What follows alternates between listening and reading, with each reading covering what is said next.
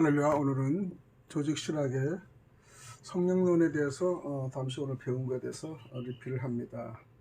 강의 내용은 오늘은 성령론 5강으로 시작하는데, 첫 번째 성령의 9은사, 성령의 9열매와 직임에 대해서 말씀드리고요, 성령의 명칭과 일반 사역에 말씀드립니다. 또 성령의 조명과 성경 해석에 대해 핵심만 공부를 하는 걸로 전달합니다. 오늘 배운 내용을 알려드립니다. 여러분 잘 아시는 성령의 은사는 여러분 잘 아시죠? 성령 은사의 특수성은요,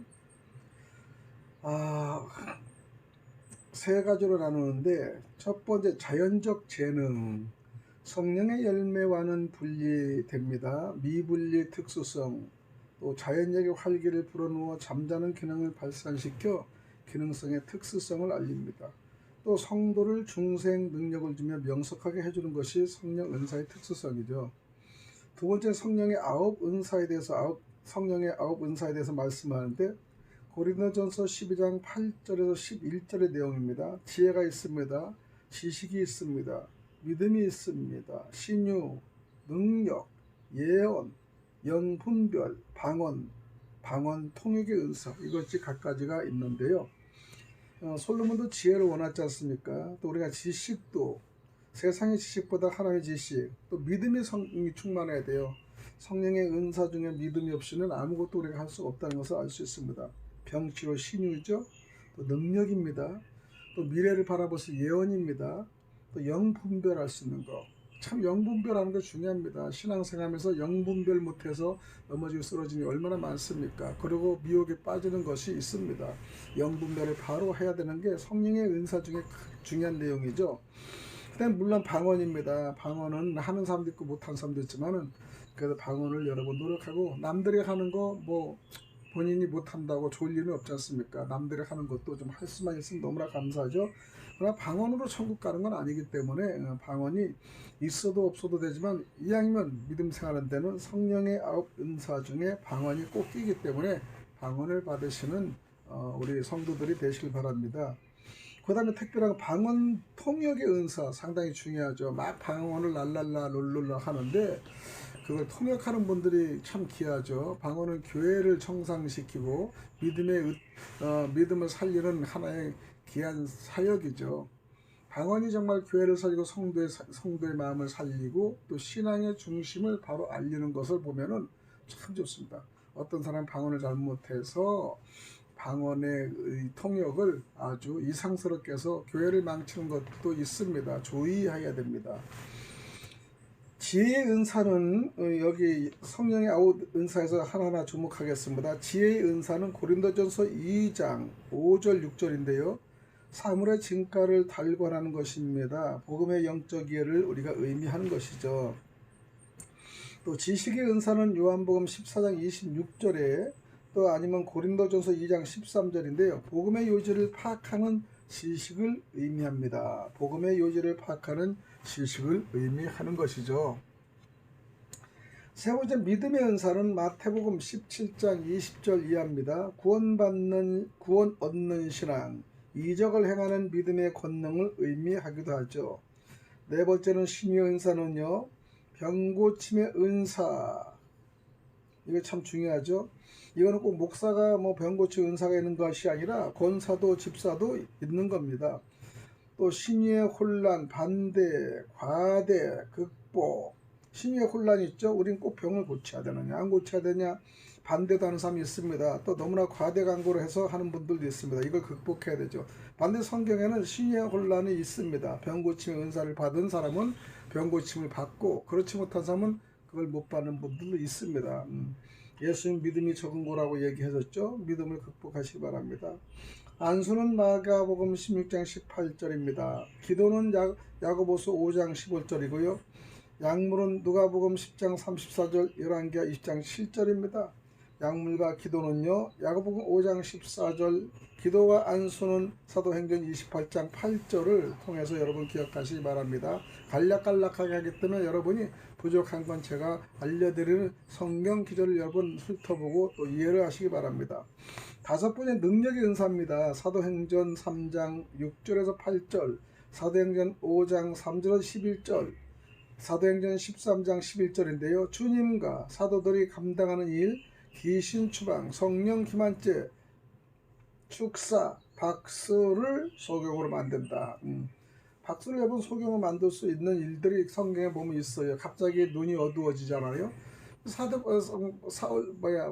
바울도 사울일 때 눈이 어두워졌지 않습니까? 그건 교만했죠. 그리고 하나님을 알지 못했습니다. 그래서 눈이 어두고 나서 아나니아를 통해서 안수를 받고 눈이 건물이 비닐과 벗겨졌다 해서 그때 예수님의 음성을 들었지 않습니까? 우리는 육적인 눈이 감길 때 영에 더 활성을 할 수가 있어요. 어떤 면에서는 그것이 상당히 훌륭한 하나의 체험으로 볼 수 있습니다. 여섯은 예언의 은사인데요.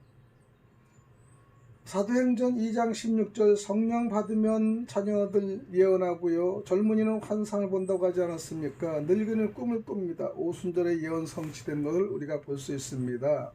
일곱 번째 영분별의 은사는 요한일서 4장 1절, 고린도후서 11장 4절, 마태복음 24장 23절을 여러분 찾아보시기 바라고요. 거짓 선지자들이 다른 예수를 전하는 것, 거짓적 악령을 분별하는 것입니다. 참 영분별하는 거 중요합니다. 보통 기도원에 가서도 영분별하지 못해서 정말 잘못 귀신을 받고 오는 사람들 많아요. 성도들도 그렇지만 목사들도 그렇다는 것입니다. 약한 마음에는 강한 심령의 영이 들어오면요 진짜 사단이 나는 겁니다. 그래서 거짓 선지자들 영, 다른 예수를 전하는 것을 우리는 거짓 선지자의 영인데 이걸 받는 겁니다. 그래서 미혹에 우리는 넘어지고요, 유혹에 넘어지는 걸 볼 수 있습니다. 영분별 상당히 중요합니다. 여덟 번째 방언 은사인데요. 고린도전서 14장 2장 5절, 19장 22절. 방언은 하나님의 영적 기도입니다. 마귀들이 기도할 때 틈을 타지 못하죠. 우리가 한국말로 기도하면은 주변 사람들이 상대를 기도할 때 오해를 할 수 있고요. 또 불편한 점도 있습니다. 그럴 때는요, 직접 우리가 방언을 기도하면 주변 사람도 듣지 못하지만 마귀들도 통용하지 않고는 알 수 없기 때문에 이럴 때는 방언의 기도가 상당히 중요하죠. 우리가 교신을 청할 때 교신을 혼란시키는 악한 세력들이 있지 않습니까? 간첩들이. 그때는 우리는 직접적으로 교신할 때 암호를 보내는 겁니다. 암호를 풀어야지 되듯이 이 방언은 암호를 풀어주는 역사가 있는 겁니다. 하나님께 영적 기도만이 이렇게 할 수가 있죠. 그리고 방언 기도할 때 악령들이 추방되는 겁니다. 은사 중에 기초이기도 하지만요, 불신자들의 표적이 되기도 합니다. 교회에 덕을 세우기도 하고요, 절제 요망도 합니다. 너무나 막 한다고 막 까부리고 그렇게 허풍을 떨다가는요 상당히 문제가 있죠. 교회가 어긋날 때도 있습니다. 반드시 절제가 필요합니다. 방언도 절제가 필요해요. 방언의 통역 은사, 고린도전서 14장 13절인데 사도행전 2장 방언은 통역 불필요하나 고린도 교회 통역은 반드시 통역이 필요하다는 것이죠. 어떤 때 우리가 통역을 할 때가 있고 못할 때가 있는데 우리는 교회에 득이 되는 통역을 해야 됩니다. 그러나 방해가 되는 것은 통역을 안 해도 될 때가 있습니다. 그럼 큰 두 번째는 성령의 9열매와 직임에 대해서 말씀을 드리겠습니다. 성령의 열매와 성령의 은사와 차이점은 무엇일까요? 성령의 열매와 성령의 은사는 다릅니다. 은사는 성령이 직접 수여하는 것이라면 열매는 성령이 씨를 뿌려서 점차 성장되어 맺어지는 것입니다. 은사와 직임은 성령의 주권적 의지로 주어지기도 하죠. 열매는 연단된 성령의 결과임을 아셔야 됩니다. 반드시 열매는요 결과가 필요해요. 그 다음에 연단돼야 돼요. 과일을 우리가 심으면요 어렵고 덥고 춥고 다 견딘 그 열매가 탄생되잖아요. 그 열매가 맛있지 않습니까? 그러나 고난을 견디지 못하고 열매를 맺지 못하면 열매를 맺히지 못하는 건 나무기 때문에 결과가 없기 때문에 그 나무는 쇠임을 받는 거예요. 잘라버리고 태워버리는 겁니다. 역할을 하지 못하기 때문에 우리는 역할을 하고 성령 충만 받지 않고 역할을 할 수가 없다라고 우리는 볼 수가 있습니다. 성령의 9열매는 여러분 너무 잘 아시죠? 갈라디아 5장 22절 23절에 처음엔 성령이면 사랑입니다. 두 번째 희락입니다. 화평입니다. 오래 참음입니다. 자비입니다. 양성입니다. 충성입니다. 온유입니다. 절제입니다. 이게 9가지인데요. 그러면 사랑은 아가페죠. 아가페, 하나님의 사랑. 이건 무한정의 사랑을 얘기하는 겁니다. 최고의 은사, 최고의 열매이죠. 성경의 진수가 되기도 하고요. 기독교 윤리의 대언어가 사랑입니다. 모든 계명의 총요약이 되기도 하고요. 첫 계명이 되기도 합니다. 마태복음 22장 37절 40절이죠. 또 두 번째 희락입니다. 차라라고 구원받는 자의 거룩한 기쁨입니다. 은혜 받은 자의 외적 기쁨입니다. 데살로니가전서 1장 6절, 요한복음 16장 15장 11절입니다. 화평은 에이레네 히브리어로 에이레네인데 화해, 화목, 평안, 평화, 평강, 조화의 의미입니다. 사무서 12장 20절과 에베소서 2장 13절 19절의 말씀을 여러분 참조하시기 바랍니다.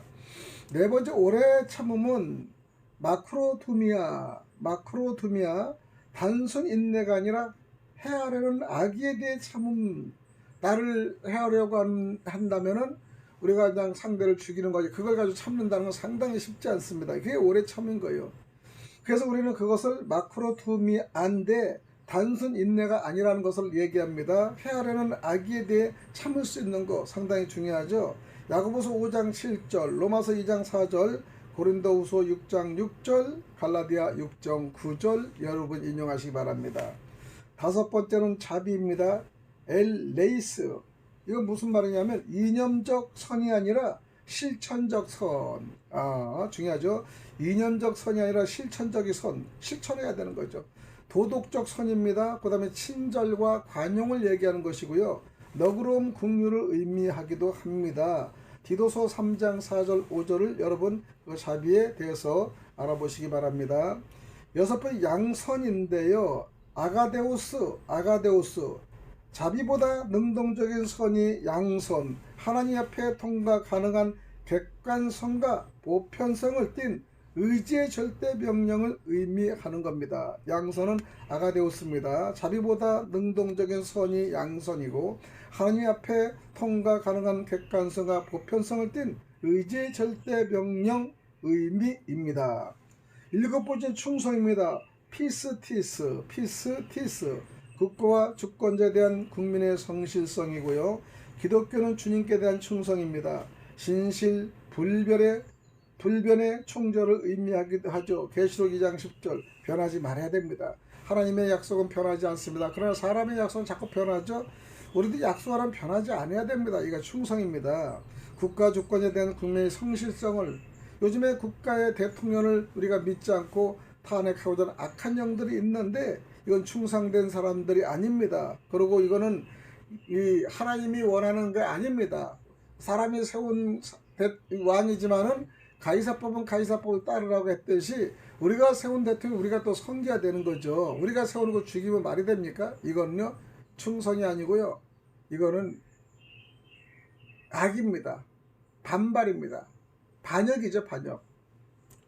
여덟 번째는 온유입니다. 프라우테스. 온화, 관용, 유순하고 친절하고 인자해야 됩니다. 고린도전서 4장 21절과 에베소 4장 2절과 마태복음 5장 5절, 마태복음 11장 29절이죠. 참조하시기 바랍니다. 복수하지 않고 부드럽게 이김. 민수기 12장 3절. 여러분 진짜 온유는 복수하지도 않고 부드럽게 상대를 이긴다는 거 참 성경적이에요. 우리가 악을 하면 뭐합니까? 악을 해도 결국에 돌아오는 건요 상처입니다. 그래 부드러움으로 상대를 이기는 거, 이게 가장 정말 전쟁을 잘하는 거가 아니겠습니까? 하나님의 섭리입니다.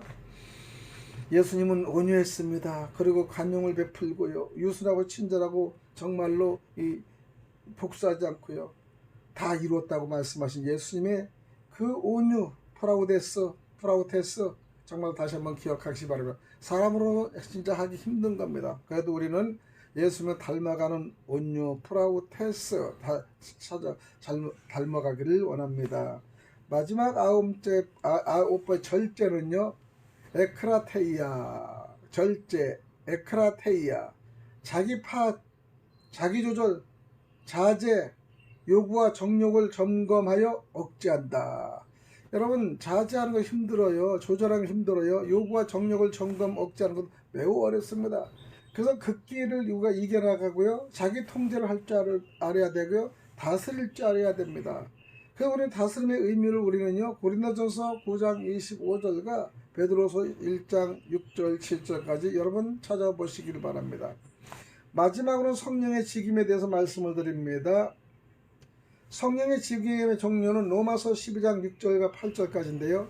예언, 섬김, 교육, 권위, 구제, 통치, 국률. 그러면 우리 성령 직임의 순위는요. 고린도전서 12장 28절과 31절의 내용을 보니까요. 1번의 사도, 2번의 선지자, 3번째 교사, 4번째 능력, 5번째 신유입니다. 그 다음에 은사입니다. 6번째 봉사사역입니다. 7번째 치리사역이고 8번째 방언입니다. 성령 직임의 순위에 대해서 말씀을 드렸습니다. 그럼 성령 직임의 순위 에베소서 4장 11절과 12절의 말씀은요. 첫 번째 사도가 되고요. 두 번째는 선지자가 되고요. 세 번째는 전도자가 되고 네 번째는 목사가 되고 5번째 교사입니다. 그럼 성령의 명칭과 일반 사역에 대해서 말씀을 드리면요. 성령의 명칭 첫 번째 약속의 성령, 생명의 성령, 하나님의 성령, 은혜의 성령, 영원하신 성령, 아버지의 성령, 선한 신, 주 여호와의 신, 하나님의 신, 하나님의 영, 그리스도의 영, 아들의 영, 진리의 영, 영광의 영, 주의 영, 성결의 영, 심판하는 영이요 소멸하는 영입니다. 새 영입니다. 역사하는 영입니다. 대언의 영이기도 합니다. 또 보혜사, 살리는 영, 일곱 영, 은총과 강구하는 심령, 즐거움의 기름을 말씀드립니다. 성령의 일반 사역에 대해서는 말씀드리겠습니다. 전파 사역입니다. 누가복음 4장 18절 19절 여러분 찾아보시기 바랍니다. 그 다음에 두 번째는 중생 사역입니다. 요한복음 3장 5절 이하입니다. 그 다음에 대언 사역입니다. 요한복음 3장 34절입니다. 그 다음에 생명 사역이기도 하죠. 요한복음 6장 63절입니다. 임재 사역, 요한복음 14장 17절이고요. 내주 사역, 로마서 8장 9절입니다. 충만 사역은요. 요한복음 7장 38절이기도 하고요. 인도 사역은 요한복음 16장 13절입니다. 교육 사역은요. 요한복음 14장 26절이고요. 책망 사역은 요한복음 16장 7절에서 8절입니다. 간구 사역은 로마서 8장 26절이 되기도 하고요. 명령 사역은 사도행전 8장 29절입니다. 여러분 자유사역도 있습니다. 고린도후서 3장 17절이고요. 결실사역 갈라디아 5장 22절 23절이죠. 성결사역은 베드로전서 1장 2절입니다. 고백사역은 요한 1서 4장 2절이고요. 위로의 사역은 사도행전 9장 31절이 되기도 합니다. 또 계시의 사역은 고린도전서 2장 10절이죠. 초청사역은 계시록 22장 17절입니다. 관찰사역은 고린도전서 2장 11절이고 예언사역은 여러분 잘 아시는 사도행전 28장 25절입니다. 그러면 성령으로 인한 은혜는 무엇일까요? 거듭남의 일입니다. 요한복음 3장 5절 이하입니다. 두 번째는 세례받는 일입니다. 사도행전 1장 5절이 되기도 하죠. 강건케 되는 일이기도 합니다. 에베소 3장 16절입니다. 다음에는 충만케 되는 일, 에베소 5장 18절이고요. 다음에 인도받는 일, 로마서 8장 14절입니다.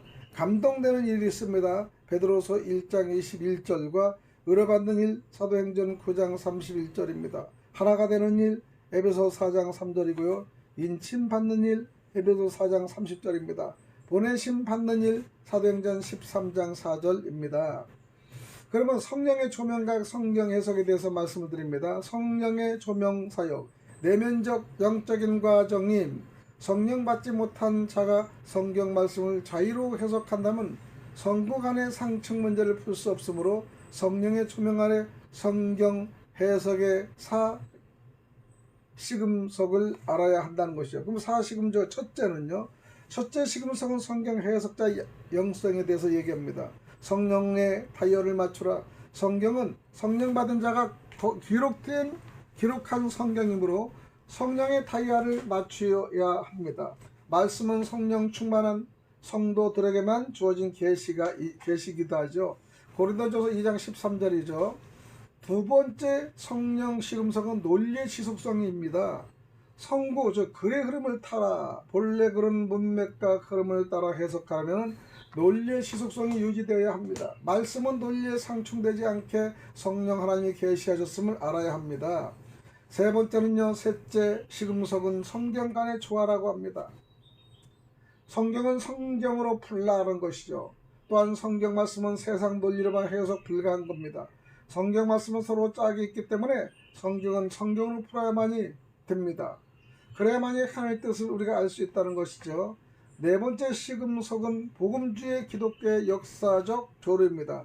당시 역사로 돌아가라는 뜻이죠. 성경을 올바로 해석하기 위해서는 역사적 배경을 정확히 알아야 합니다. 특히 12권의 역사서, 즉 여호수아, 사사기, 룻기, 사무엘상, 사무엘하, 열왕기상, 열왕기상하, 역대상, 역대하, 에스라, 느헤미야, 에스더는 시대적 배경을 잘 알아야 해석이 가능합니다. 역사서가 많기 때문에요. 오늘 성령령 5강 여기까지 말씀을 드리겠습니다. 여기까지만도 기준을 알면은 자세히 설명하는 것보다 이렇게 기초만 여러분 가지고 있으면요 금방 뜻을 이해가 될 수가 있습니다. 샬롬. 여기까지 여러분 청취하고 들어주는 거 감사하시고요. 다시 한번 두세 번 들으면서 자꾸 우리가 반복을 듣기를 바랍니다. 우리가 목회를 그만두고 올해 졸업하고 나면 다 잊어버리고 모릅니다. 그렇기 때문에 우리가 또 듣고 또 듣고 하면 여러분 조금 도움이 될 겁니다. 샬롬. 여기까지 하겠습니다. 좋아요, 구독 분명히 부탁드리겠습니다. 방송에 도움이 되겠어요. 할렐루야.